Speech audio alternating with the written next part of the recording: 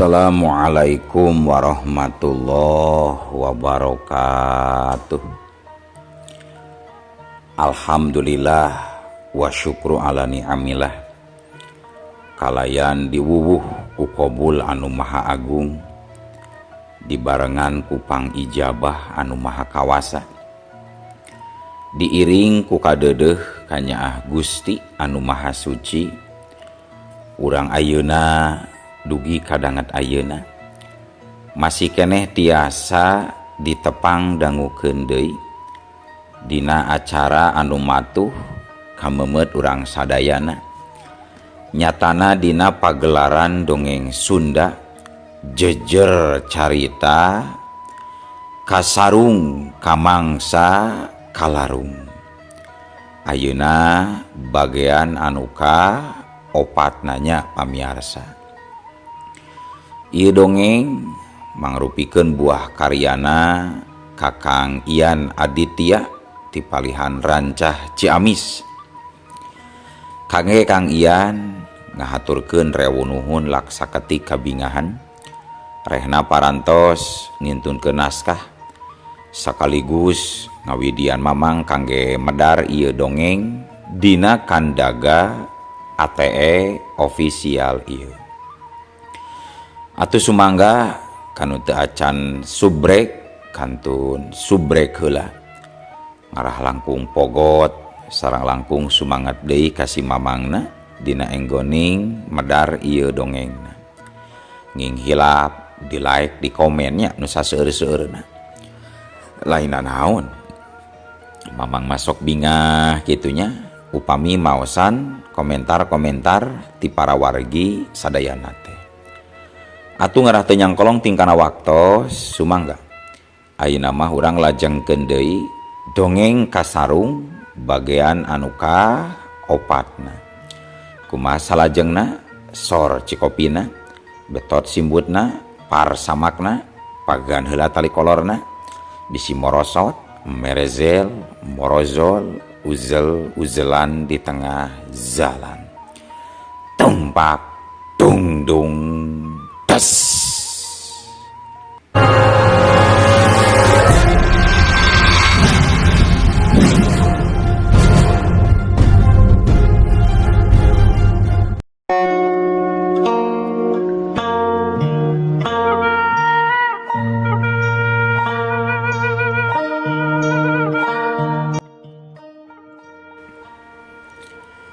Cucunguk Dajjal hudang Andika Warok. Hudang kula teu biasa maehan lawan anu geus teu daya deuleu. Hudang Warok, cek Prabu Indralaya. Warok kalapengging ngagerem ambek sabab manehna can ngarasa eleh. Kalayan dibarung ku ngangkat leungeunna ka luhur, maka sapada harita tumbak emas pusakana geus aya dina cekelanana deui. Detik eta keneh cahaya koneng anu kaluar tina tumbak laju ngabulen sakujur awak si Warok. Sacara ajaib dadak sakala tatu nu aya dina badan si Warok tina panarajang Prabu Indralaya pulih deui. Hehehe, dasar raja teu nyaho diuntung. Hayu ayeuna urang pada nyekal sabuk milang tatu, urang tangtukeun sanu bakal ti heula asup ka neraka deuleu Prabu Indralaya. Cek si Warok bari muih-muihkeun tumbakna luhureun sirah. Wus wus wus wus wus. Sagelombang kakuatan rongkah laju narajang ka Prabu Indralaya. Sedangkan sang Prabu gentak ngadorongkeun dua dampaleungeunna ka hareup. Kakuatan tanaga jero si Warok jadi malik arah narajang ka dirina sorangan. Balasa duner duar kupra. Si Warok kalapengging harita meceleng kabanting deui ku tanaga sorangan, ninggang kana tihang istana nepi ka ruksak hancurna. Harita awakna ngajengjehe, sungutna buciai ku getih, panona bolotot. Tapi aneh Kusabab salagi tumbakna aya keneh dina leungeunna. Pasti sapada harita si Warok kalapengging bakal pulih deui. Raja sial, ilaing moal bisa modaran kaula deuleu Indralaya. Sanggeusna ngomong kitu, balasan jirim si Warok paburisat jadi 5 urang. Belas 5 anana tuluy maju narajang babarengan ka Prabu Indralaya. Sedangkeun hiji jirim anu asli tuluy ngabelesat nuju ka arah Kaputren. Belesat. Nenjok kitu Prabu Indralaya kacida ambekna. Anjeunna langsung nyekal dua warok, satuluna dibanding-bandingkeun jeung diadu dombakeun jeung anu sejena. Hiubak cobret kerak. Sorat tulang laremu kadenge matak paur. Bareng jeung pating jareritna 5 urang warok mamalihan. Das. Jirim 5 jirim warok kala pengging tuluy robah jadi haseup hideung. Sementara di Kaputren kaayana jadi pacieueuh. Kusabab pra-prajurit eueuh nu mampu ngabendung kakuatan si Warok. Kanyataan eta ngajadikeun Putri Cupu Manik jadi kaget. Satekah pola sang putri ngusahakeun diri sangkan teka cerek ku si Warok. Tapi nyatana usahana percuma, sabab si Warok tetep bisa newak dirina anu keur nyumput. Akhirna daek teu daek, Putri Cupu Manik kudu narima nasib dibawa kabur ku si Warok kalapengging ka negeri Sabamayang pikeun dijadikeun prameswari Raja Pengging Kalapetong. Poe harita di negeri Margapura jadi poe anu ngenes pikeun sakumna rahayat negeri Margapura. Alatan putra mahkota Raden Galih Indragiri gugur di medan laga. Sedangkan Putri Cupu Manik raina Raden Indragiri diculik ku si Warok kalapengging. Kajadian eta tangtuna nimbulkeun rasa kasedih khususna pikeun keluarga karaton, khususna deui pikeun Sang Prabu Indragiri sekaligus poe harita kalengitan 2 anak. Sagala usaha geus dilakukeun demi Putri Cupu Manik sangkan bisa kapanggih deui. Tapi hasilna tetep nihil kusabab Warok kalapengging ngajaga nagrina ku ajian kahalimunan. Tah jadi gitu tujuan jeung maksud hidup dibawa ka mangsa 1200 tahun kalarung teh deuleu Andika. Kitu pungkasna Resi Wirakrama ngeunaan carita panjang kunaon sababna Andika dibawa ka negeri Margapura anu tujuanna taya lain iwalti pikeun ngabebaskeun Putri Cupu Manik. Sanggeus ngaragebkeun panjang lebarna carita anu diguar ku Resi Wirakrama, Andika harita ukur tungkul di hareupeun sang resi tanpa bisa ngalakukeun nanaon sabab dirina can sagemblengna ngarti kana maksud jeung tujuan Resi Wirakrama. Para wargi sadayana poe harita nalika haneutna srangenge mimiti nembus halimun isuk-isuk cahayana sumebar ka tiap poloksok sumelap kana sela-sela tangkal nyalinep kana rekep nadang daunan. Seutik oge taya tempat anu kaliwat kabeh kasinaran numutkeun bagiana masing-masing. Halimun isuk harita katempo di jomantara pating garendang herang dina ujung daun cahayana ting gurilap teu jauh beda seperti mutiara malah sakapeung mah katenjo siga cimata seperti cari nakdakna Andika anu keur tungkul hareupeun Resi Wirakrama. Di Padepokan Purabaya, Andika kudu bisa narima kana nasib alatan kalangsu kasarung ka negeri 1200 tahun kalarung. Andika mendekok sila di jero pendopo nalika Resi Wirakrama cumarita deui. Tah jadi gitu Andika guaran ngeunaan Putri Cupu Manik anu diiwad Gusti Warok kalapengging utusan Raja Iblis di Sabamayang teh. Mohon saya pisan guaran teh Resi jaba panjang. Mung hapunten sakali deui. Kumargi abdi mah tacan ngartos ieu teh kana pamaksadan. Sareng deui naon patalina sareng abdi. Dugi ka abdi dicandak ka negeri ieu Sang Resi. Walon Andika semu ngarahu. Sementara Resi Wirakrama nyarita deui.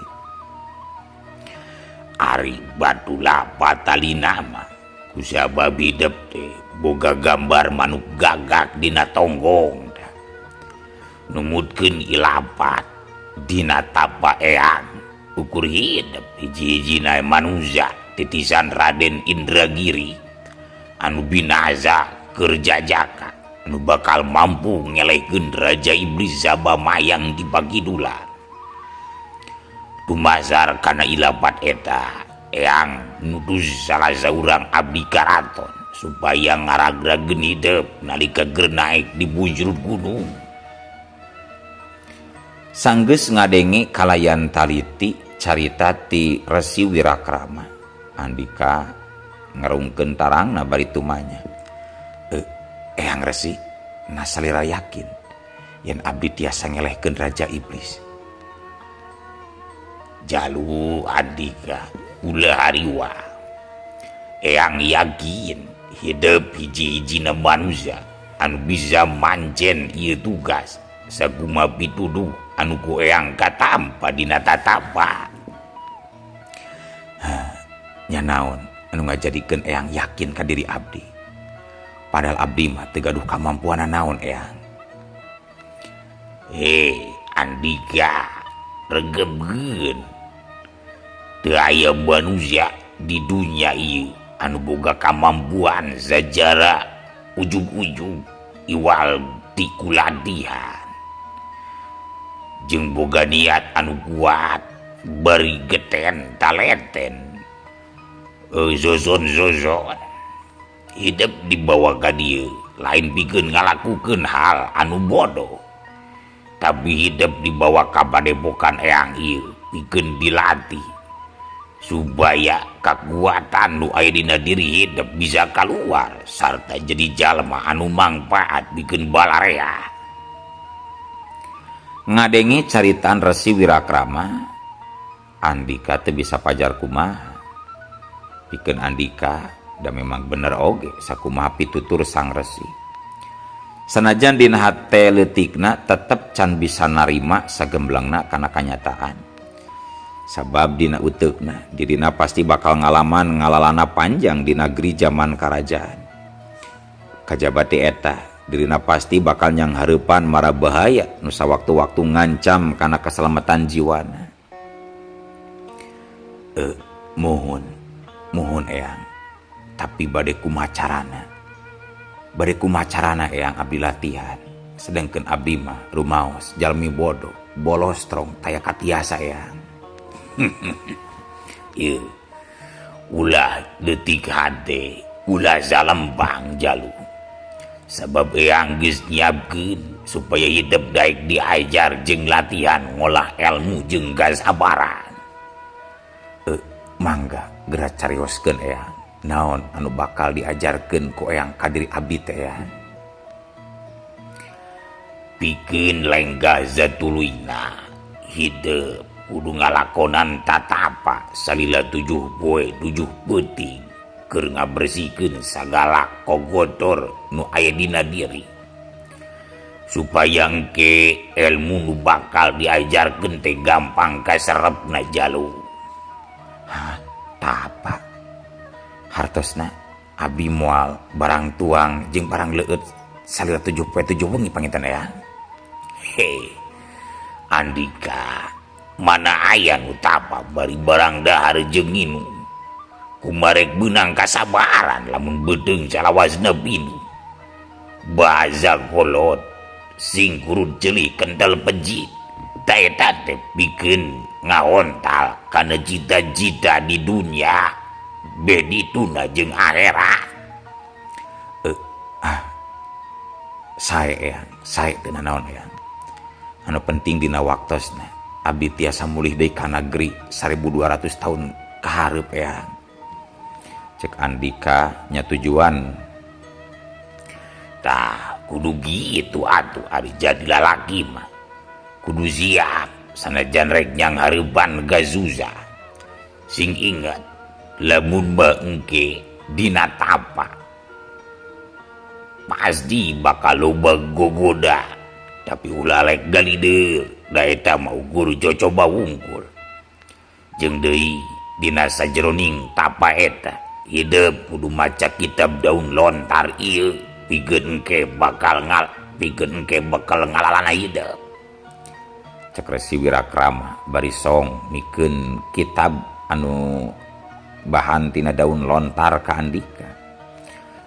Mangga Eyang, ku abdi pasti dilaksanakeun. Tapi ieu teh di mana abdi kedah ngalakonan tatapana ya. Tuh di ditu tuh. Walon sang resi bari nunjuk ka palebah cai anu nyuruh. Nenjok itu Andika neuri ciduh nalika nenjok ka palebah cai nyuruh kiduleun padepokan teh. Tidinya jelas pisan gurawesna jungkrang anu pinuh ku batu cadas tempat ngurutugna cai nyuruh. Ya Allah, naon deui cobaan anu bakal kalaman ku diri aing ge teh. Kitu gerentes hate Andika. Kumaha sanggup hidup tatapa di dinya? Tanya Resi Wirakrama. Sanggem ya. Kagok asong. Akhirna Andika nyanggupan. Para wargi sadayana nalika wanci peuting geus sumanding karasa hawa tiis geus teu kaampeuh karasana nembus kana sumsum balung. Andika anu geus boga tekad kuat pikeun nyalametkeun putri raja nyatana putri Cupu Manik. Harita manehna tuluy miang ngajugjug ka Curug Cipanganten demi ngalakonan tapak salila 7 poe 7 peuting.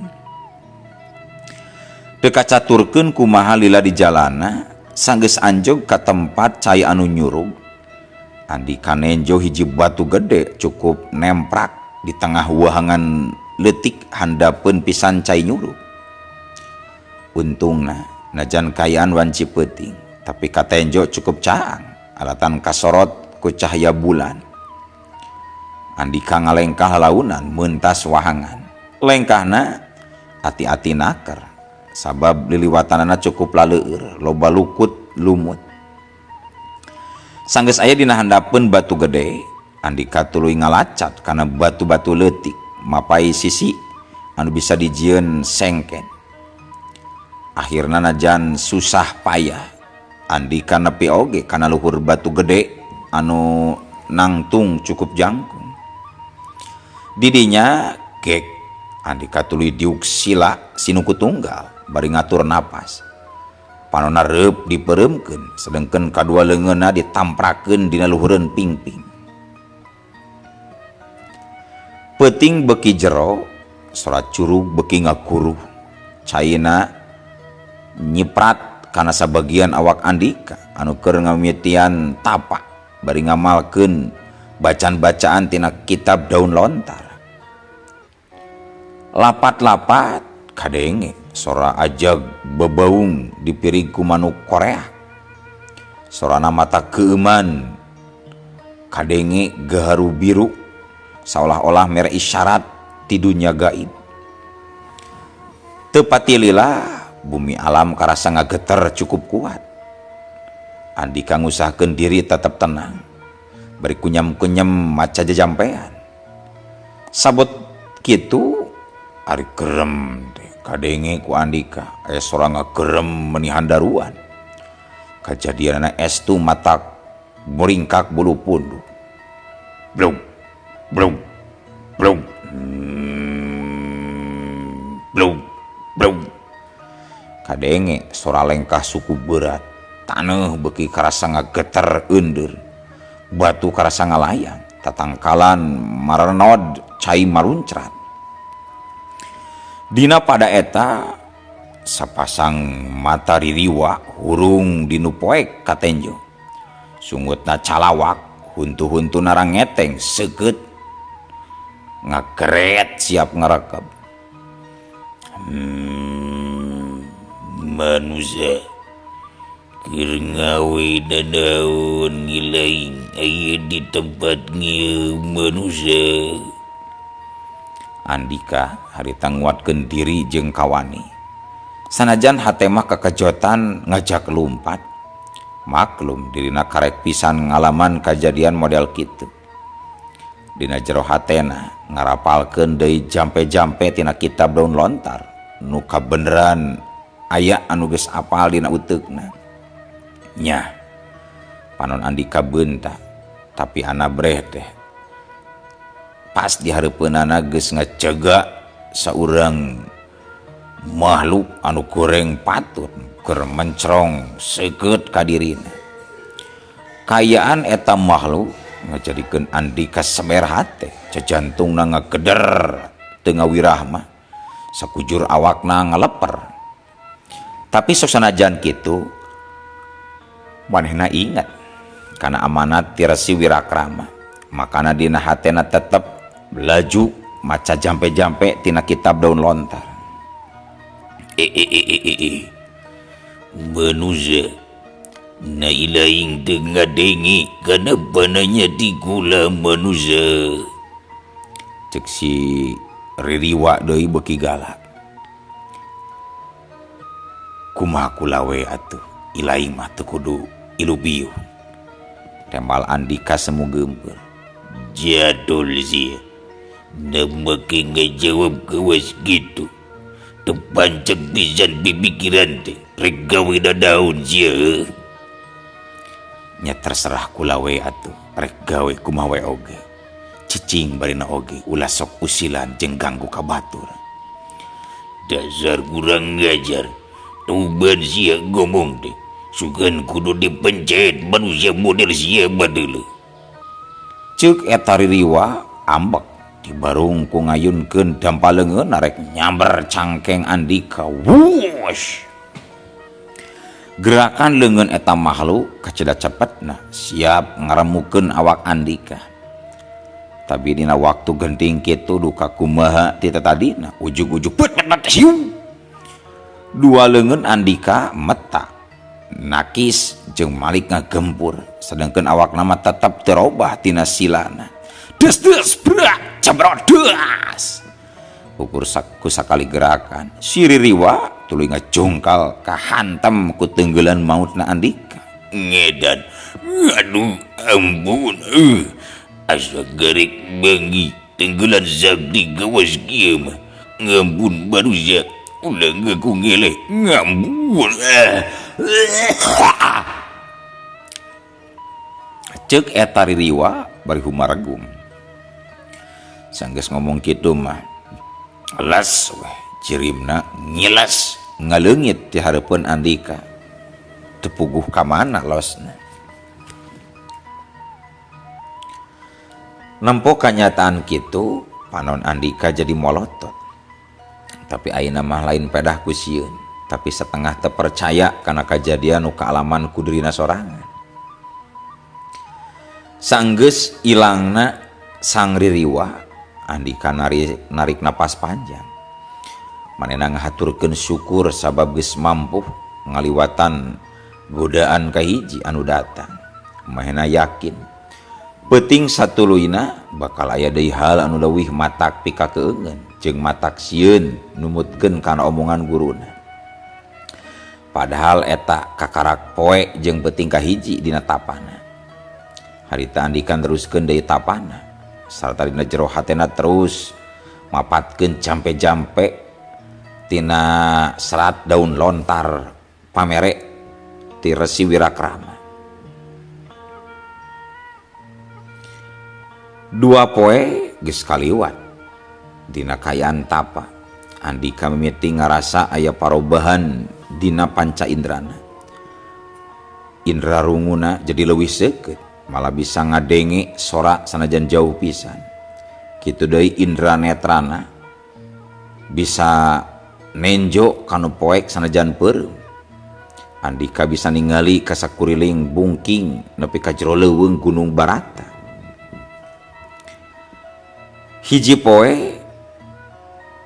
nalika indra runguna nangkep kan ayana sola jeritan saurang wanoja ti beh kaler. Ku panenjo batina Andika nyobaan nenjo ka tempat asal jeritan. Gebeg Andika jadi ngagebeg nalika nenjo aya saurang lalaki make baju hideung. Beungeutna make topeng barong keur memanggul saurang wanoja geulis. Kurang ajar. Nyingkah sia lamun teu hayang cilaka.